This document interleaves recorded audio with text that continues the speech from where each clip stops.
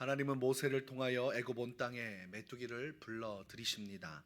모세의 지팡이가 들리워지자 동풍이 불기 시작합니다. 성경에서는 그 동풍이 낮과 밤으로 계속해서 불기 시작하고, 그리고 나서 하루가 지나고 하나님께서 메뚜기가 애굽 전역에 들어오게 하셨다고 말씀하고 있습니다. 바람이 불어오니까 메뚜기들이 그 바람을 타고 애굽으로 들어왔는데 그 수가 상상을 초월할 만큼 많습니다. 성경에서 15절에서는 이렇게 표현을 합니다. 메뚜기가 온 땅을 덮어 땅이 어둡게 되었으며, 메뚜기가 얼마나 많이 왔는지 애굽 온 땅이 새카맣게 이 메뚜기로 뒤덮이게 되었습니다. 그러니까 어마어마한 일이죠. 일곱 번째 재앙으로 우박이 떨어지고 나서 굉장히 많은 채소들과 밭의 작물들이 죽어나갔습니다. 그리고 그 남은 것들을 지금 메뚜기가 나타나서 다 갉아먹기 시작합니다. 그러니까 큰일이 난 겁니다. 이제는 먹어야 할 양식들이 다 동이 나버린 것입니다.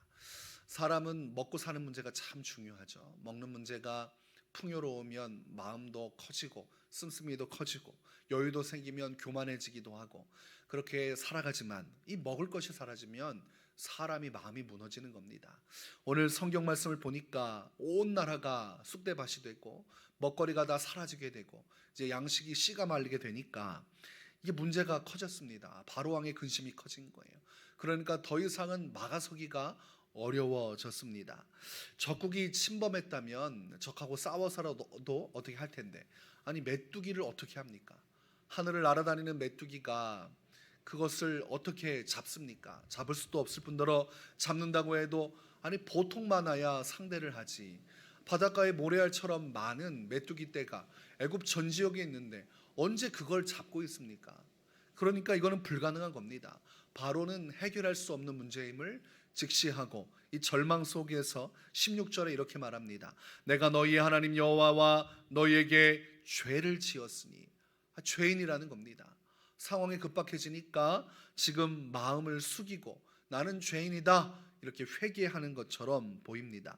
17절에 말하기를 바라건대 이번만 나의 죄를 용서하고 너의 하나님 여호와께 구하여 이 죽음 많은 내게서 떠나게 하라. 지금 죽을 상황입니다.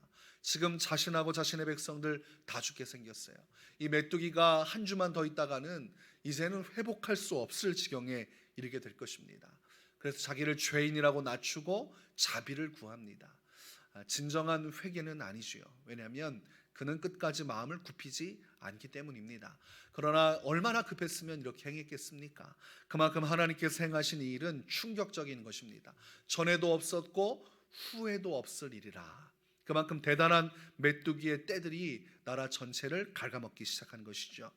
그러자 하나님께서는 서풍을 불게 하십니다. 처음에는 동풍을 불어서 메뚜기 떼를 애굽 지역으로 보내셨다가 이젠 서풍을 통해서 그것들을 홍해로 몰아서 바다에서 모두 수장시켜 죽게 하십니다. 그랬더니 그 많던 메뚜기들이 다 사라져 버렸습니다. 상상도 할 수 없었던 메뚜기 떼의 출입, 그리고 상상도 할 수 없는 방법으로 메뚜기들이 사라지는 것, 이것이 오늘 성경 말씀에 나타난 이 메뚜기를 통한 하나님의 재앙의 핵심이라고 할 수가 있겠습니다. 그래서 우리가 이것을 볼 때 하나님이 일하시는 방식은 사람의 생각을 넘어서는구나.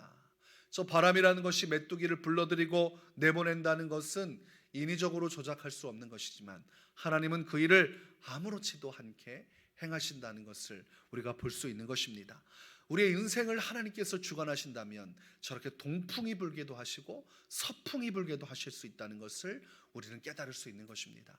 내 인생에 많은 문제가 있지만 주님께서 저 동풍과 서풍을 통해서 내 인생도 주관해 주시면 어떠한 문제든지 해결받을 수 있다는 확신을 우리가 갖게 되는 것입니다. 그래서 우리가 이 믿음을 갖게 되면 주님에 대한 기대감을 갖게 되어 있습니다. 하나님의 능력이 어떠한지, 주님이 얼마나 위대한지를 깨달으면 내 안에 큰 기대가 생기는 겁니다. 주님의 저 큰 능력이 내 인생 가운데 함께 하시면 어떤 일이 벌어지겠는가. 이것을 성경은 믿음이다. 하나님의 능력을 직시하고 그 능력을 바라보며 기대감을 가질 때 그것이 우리에게 믿음으로 주어지는 것입니다. 시편 81편 10절에 나는 너를 애굽 땅에서 인도하여 낸 여호와 내 하나님이니 내 입을 크게 열라 내가 채우리라 하였으니. 무슨 말입니까? 하나님에 대한 기대감을 가지고 큰 마음을 품고 주 앞에 서라는 것입니다. 하나님은 큰 일을 행하실 수 있는 분, 어떠한 일도 이루실 수 있는 분이시니 하나님을 바라보며 기대감을 가지고 신앙의 길을 살아가라, 이렇게 말하는 것입니다. 열왕기하 13장에 보면 엘리사가 죽을 병에 들어서 이제 하나님 앞에 설 날이 얼마 남지 않았습니다. 그래서 그가 할 수 있는 것이라고는 왕의 소원을 들어주는 것이었습니다. 그래서 이스라엘 왕 요아스를 엘리사가 만나게 됩니다. 그리고 엘리사가 활과 화살을 가지고 오면서 그리고 동쪽 창을 열어 그곳으로 활을 쏘게 합니다. 활을 왕에 쏘자 이렇게 말합니다. 이는 여호와를 위한 구원의 화살, 곧 아람에 대한 구원의 화살이니 왕이 아람 사람을 멸절하도록 아벡에서 치리이다. 이게 구원의 화살이라는 거예요. 이 화살을 쏜 것을 보고 이것은 하나님께서 행하실 구원을 의미합니다. 그러면서 왕에게 화살을 잡으라고 합니다. 그리고 땅을 치라고 이야기합니다. 그때에 왕이 땅을 단 3번만 칩니다. 땅, 땅, 땅 하고 칩니다. 그런데 성경 말씀을 보니까 엘리사가 분노했다고 되어 있습니다. 그러면서 이렇게 말을 하지요. 왕이 5번을 칠 것이니이다. 그리하였다면 왕이 아람을 진멸하기까지 쳤으리이다. 그런즉 이제는 왕이 아람을 3번만 치리이다. 아니, 이것이 하나님의 구원이라고 보았다면, 땅을 치라고 했으면 아니 원 없이 좀 치지, 아니 왜 딱 3번만 칩니까? 하나님께서 이번 기회를 통해서 5번만 쳤어도 저 아람을 진멸하게 하셨을 텐데, 왕이 아무런 기대도 하지 않고 딱 3번만 치니까 전쟁에서 3번만 승리하게 될 것입니다. 하나님에 대한 기대감을 가졌어야 되는데, 아니 이게 하나님의 구원이라고 얘기해주고 그것을 쏘라고 말해놓고 이제는 치라고 했으면 상황 파악이 좀 돼야 될 거 아닙니까? 야, 하나님의 구원이 임한다고? 이게 하나님의 화살이라고? 그럼 내가 마음껏 치겠다. 아람을 전멸할 때까지 하나님의 능력이 함께 하시리라. 그러면서 좀 쳤어야 되는데 그냥 형식적으로 치라고 하니까 아무 생각 없이 친 것입니다. 그랬더니 하나님의 은혜가, 능력이 제한받았습니다. 큰 기대감을 가졌으면 원 없이 쳤을 텐데 그게 안 된 겁니다. 새끼 새들은 어미에 대한 기대감이 있을 때 입을 쫙쫙 벌리죠. 어미가 맛있는 음식을 줄 것이다, 기대감을 가진 새끼가 입을 넓게 열고 아주 크게 벌리는 것입니다. 그럴 때 어미새가 그 새끼부터 먹이를 주는 것이죠. 우리의 신앙생활도 똑같습니다. 하나님의 능력을 믿는 자, 그분의 위대하심을 바라보는 사람은 기대감이 생겨요. 이 기대감이 생기면 하나님에 나아가 큰 소원을 품게 됩니다. 하나님이 모든 것을 하실 수 있다면 내 인생의 가장 큰 은혜와 가장 큰 복을 받기를 원하게 되어 있습니다. 기대감을 가지면 소원이 커지는 거예요. 그래서 우리가 하나님을 바라보면서 이 기대감을 갖는 것을 주님은 기뻐하십니다. 내 입을 넓게 열라. 왜냐하면 하나님은 그 일을 이루실 수 있는 분이기 때문입니다. 마음껏 도풍과 서풍을 통해서 하나님의 뜻을 이루어내신 하나님, 그 하나님을 바라보는 사람은 큰 소원을 가질 수 있어야 됩니다. 우리가 일상 속에서 하는 작은 소원들도 소중하지만 반대로 큰 소원도 소중한 것입니다. 오늘 나는 어떤 꿈을 꾸며 하나님 앞에 기도하고 있는가? 내가 할 수 없는, 나의 능력으로는 상상할 수 없는, 마치 동풍과 서풍이 그렇게 모든 것을 주관하는 듯한 하나님만이 하실 수 있는 그 일을 나는 기도하고 있는가?